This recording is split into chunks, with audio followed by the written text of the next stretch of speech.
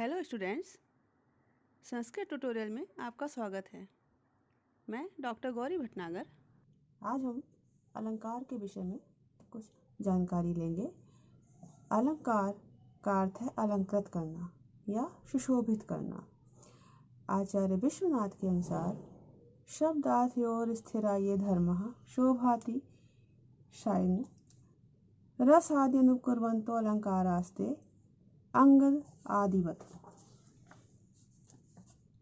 अर्थात जिस प्रकार अंगद हार आदि से शरीर की शोभा बढ़ती है, ये अलंकार आभूषण शरीर की शोभा को बढ़ाते हैं, उसी प्रकार अनुप्रास उपमा आदि अलंकार शब्द और अर्थ की शोभा को बढ़ाते हैं, जो कि काव्य के शरीर रूपधारी होते हैं। अलंकार के अब हम भेद पढ़ेंगे।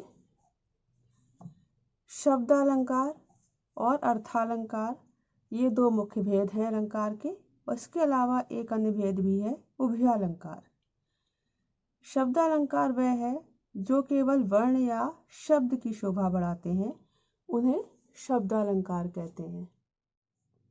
अर्थालंकार अर्थात जो अर्थ की सुंदरता को बढ़ाते हैं, उन्हें अर्थालंकार कहते हैं।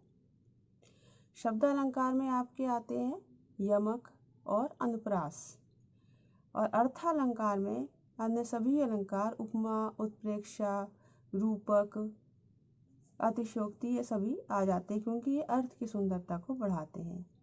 तीसरा है उभयालंकार। उभयालंकार मीन्स जो शब्द और अर्थ दोनों में समान रूप से चमत्कार उत्पन्न करते हैं, उन्हें उभयालंकार कहते हैं, जैसे श्लेष अलंकार। अब हम सबसे पहले पढ़ेंगे अनुप्रास अलंकार, जो कि शब्दालंकार में आता है। अनुप्रास का लक्षण है अनुप्रासः शब्द साम्यम वैषम्येपि स्वरस्य अत। एक बात ध्यान देने वाली है, जो भी हम अलंकार पढ़ेंगे तो उनकी परिभाषा संस्कृत में लिखनी जरूरी है एग्जाम्स में। हिंदी में आप लिखें उसका अर्थ या ना लिखें, लेकिन संस्कृत में उसका लक्षण लिखना आवश्यक है।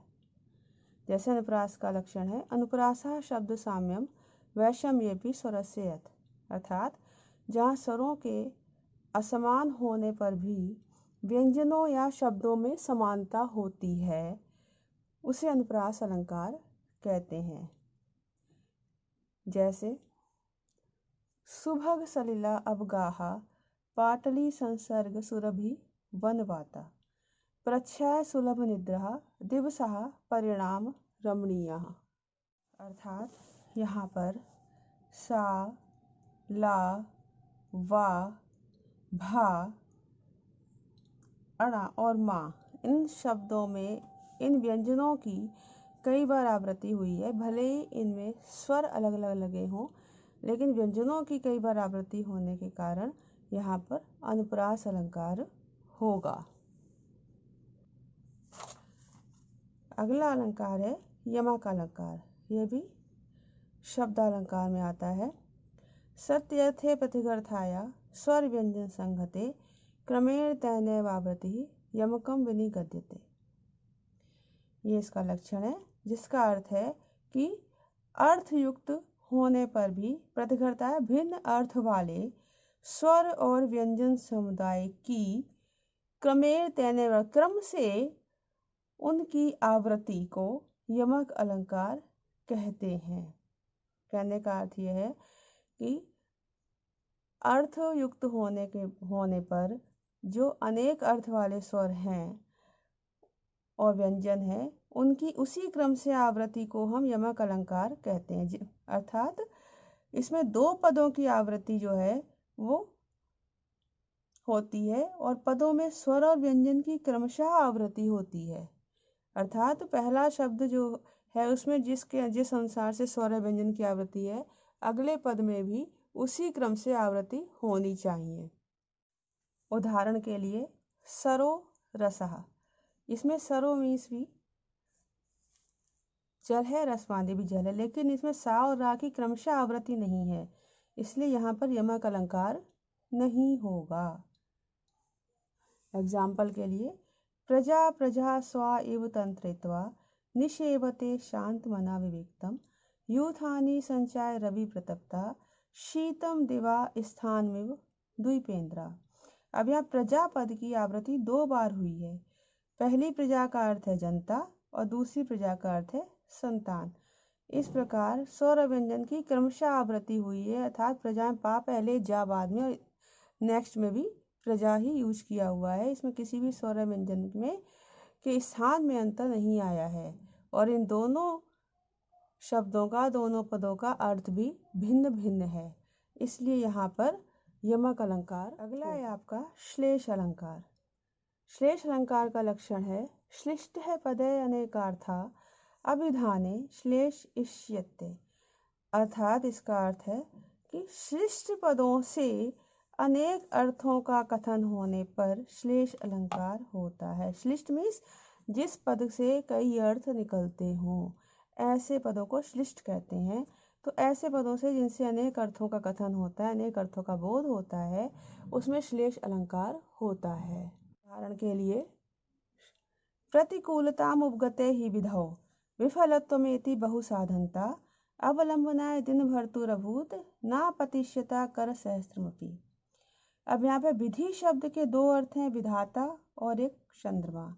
इसी प्रकार कर सहस्त्रमपि में कर शब्द के भी 2 अर्थ हैं, किरणें और हाथ, था चंद्रमा के अर्थ में किरणें और विधाता के अर्थ में, विधाता के संबंध में हाथ। इस प्रकार से यहाँ पर श्लेष अलंकार होगा, क्योंकि एक ही शब्द यूज होने पर उसके अर्थ एक से अधिक हैं, इसलिए यहाँ पर श्लेष अलंकार होगा। ये श्लेष अलंकार जो है आपका, ये उभय अलंकार की श्रेणी में आता है। अगला आपका अलंकार है उपमा। उपमा अलंकार आपका अर्थालंकार की श्रेणी में आते हैं। यहाँ से आगे जितने भी अलंकार आप पढ़ेंगे वो सारे अर्थालंकार हैं। उपमा अलंकार का लक्षण है साधर्म उपमा भेदे, अर्थात इसका अर्थ है उपमेय और उपमान का भेद होने पर दोनों के गुण क्रिया आदि धर्म की समानता का जो वर्णन होता है वो उपमा अलंकार होता है। उपमा अलंकार के 4 भेद हैं, उपमेय, उपमान, साधारण धर्म और वाचक।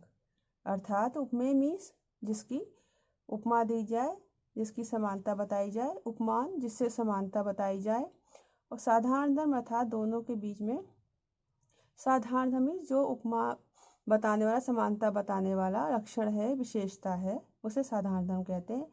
वाचक अर्थात जो इन दोनों के बीच समानता बताने में समान बताने वाला शब्द है, उसको वाचक कहते हैं।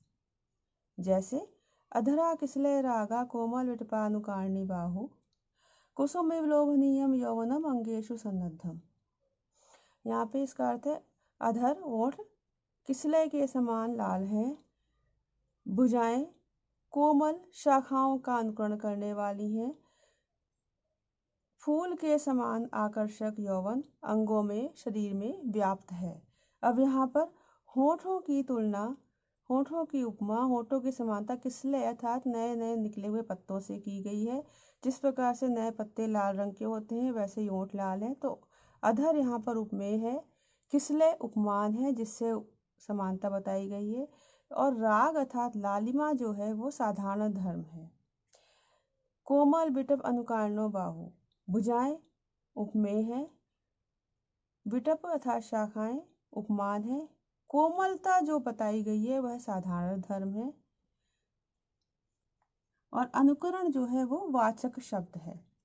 इसी प्रकार कुसुम इव लोभनीयम यौवनम, यौवनम उपमेय है, कुसुम उपमान है, लोभनीयम शब्द साधारण धर्म है, और इव यहाँ पर वाचक शब्द है।